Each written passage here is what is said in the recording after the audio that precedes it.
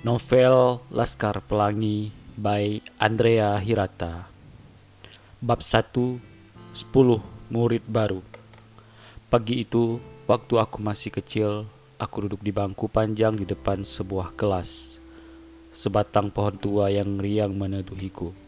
Ayahku duduk di sampingku memeluk pundakku dengan kedua lengannya dan tersenyum mengangguk-angguk pada setiap orang tua dan anak-anaknya yang duduk berderet di bangku panjang lain di depan kami. Hari itu adalah hari yang agak penting, hari pertama masuk SD.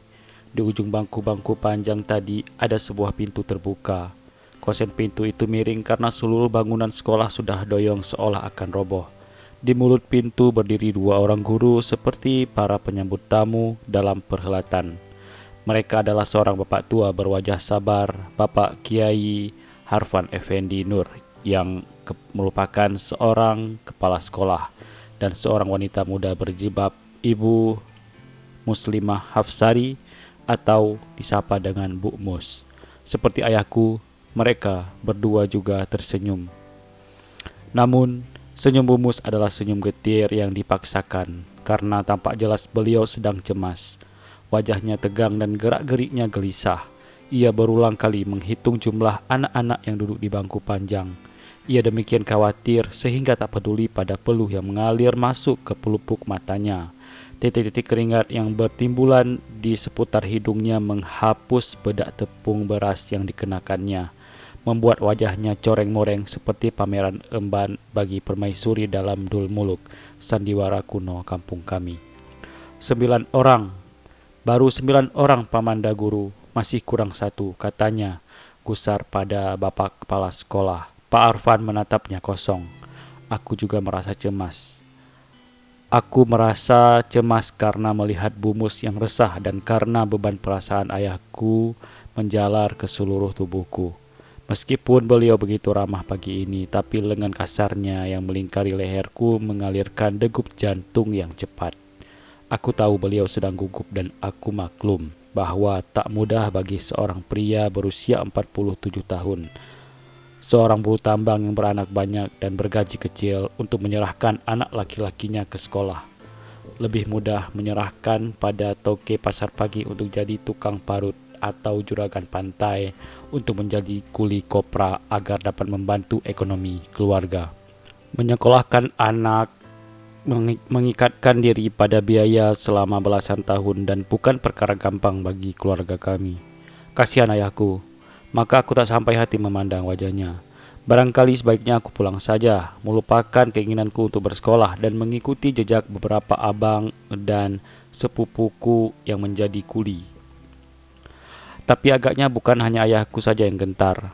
Setiap wajah orang tua di depanku mengesankan bahwa mereka tidak sedang duduk di bangku panjang itu, karena pikiran mereka seperti pikiran ayahku, melayang-layang ke pasar pagi atau ke keramba di tepian laut membayangkan anak lelakinya lebih baik menjadi pesuruh di sana. Para orang tua ini sama sekali tak yakin bahwa pendidikan anaknya yang hanya mampu mereka biayai paling tinggi hingga sampai SMP akan dapat mempercerah masa depan keluarga. Pagi ini mereka terpaksa berada di sekolah ini untuk menghindarkan diri dari celaan aparat desa karena tak menyekolahkan anak atau sebagai orang yang terjebak tuntutan zaman baru, tuntutan memerdekakan anak dari buta huruf. Aku mengenal para orang tua dan anak-anaknya yang duduk di depanku, kecuali seorang anak laki kecil kotor berambut keriting merah yang meronta-ronta dari pegangan ayahnya. Ayahnya itu tak beralas kaki dan berjalan kain belacu. Aku tak mengenal anak beranak itu. Selebihnya adalah teman baikku, Trapani misalnya, yang duduk di pangkuan ibunya, atau Kucai yang duduk di samping ayahnya, atau Syahdan yang tak diantar siapa-siapa. Kami bertetangga dan kami adalah orang-orang Melayu Belitung yang sebuah komunitas yang paling miskin di pulau itu. Adapun sekolah ini SD Muhammadiyah, juga sekolah kampung yang paling miskin di Belitung. Ada 3 alasan mengapa orang tua mendaftarkan anaknya di sini. Pertama, karena sekolah Muhammadiyah tidak menetapkan iuran dalam bentuk apapun. Para orang tua hanya menyumbangkan sukarela semampu mereka. Kedua, karena firasat anak-anak mereka dianggap memiliki karakter yang mudah disesatkan iblis, sehingga sejak usia muda harus mendapatkan pendadaran Islam yang tangguh. Ketiga, karena anaknya memang tak terima di sekolah manapun. Bumus yang semakin khawatir memandang pandangannya ke jalan raya di seberang lapangan sekolah berharap kalau-kalau masih ada pendaftar baru. Kami prihatin melihat harapan hampa itu. Maka tidak seperti suasana di SD lain yang penuh kegembiraan ketika menerima murid angkatan baru.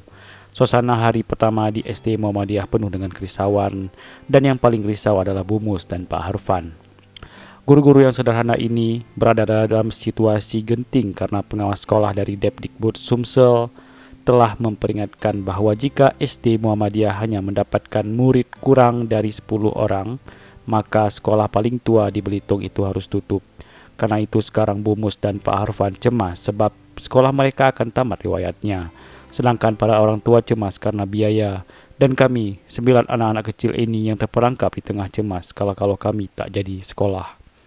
Tahun lalu, SD Muhammadiyah hanya mendapatkan 11 siswa, dan tahun ini Pak Arfan pesimis dapat memenuhi target 10.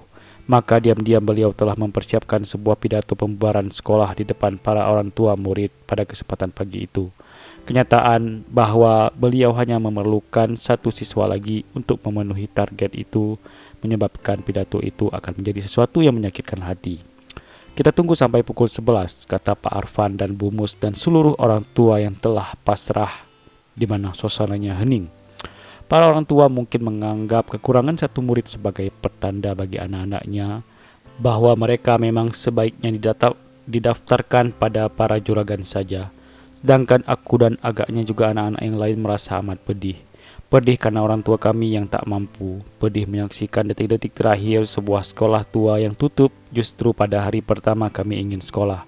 Dan pedih pada niat kuat kaki kami untuk belajar tapi tinggal selangkah lagi harus terhenti karena kekurangan 1 murid.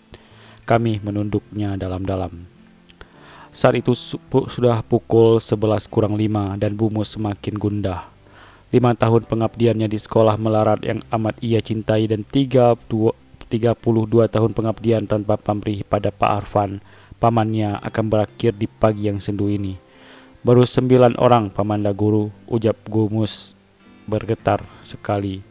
Ia sudah tak bisa berpikir jernih. Ia berulang mengucapkan hal yang sama yang telah diketahui semua orang. Suaranya berat selayaknya orang yang tertekan batinnya. Akhirnya waktu habis karena telah pukul 11 lewat 5 dan jumlah murid tak juga genap 10.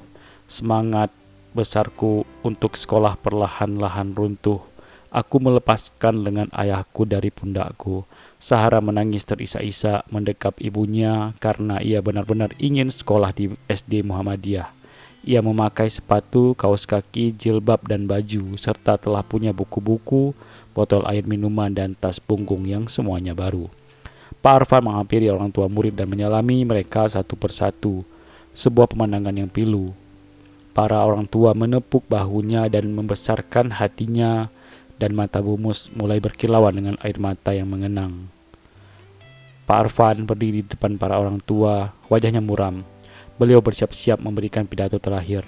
Wajahnya tampak tak putus asa. Namun ketika beliau akan mengucapkan kata pertama, Assalamualaikum, seluruh hadirin terperanjat karena Tripani berteriak sambil menunjukkan ke pinggir lapangan rumput luas halaman sekolah itu. Harun! Semua dan kami serentak menoleh dan dari kejauhan tampak seorang pria kurus tinggi berjalar terseok-seok. Pakaian dan sisiran rambutnya sangat rapi. Ia berkemeja lengan panjang putih yang ia masukkan ke dalam kaki. Kaki dan langkahnya membentuk huruf X sehingga jika berjalan seluruh tubuhnya akan bergoyang-goyang hebat. Seorang wanita gemuk setengah baya yang berseri-seri susah payah memeganginya. Pria itu adalah Harun, pria jenaka sahabat kami semua, yang sudah berusia 15 tahun dan agak terbelakang mentalnya.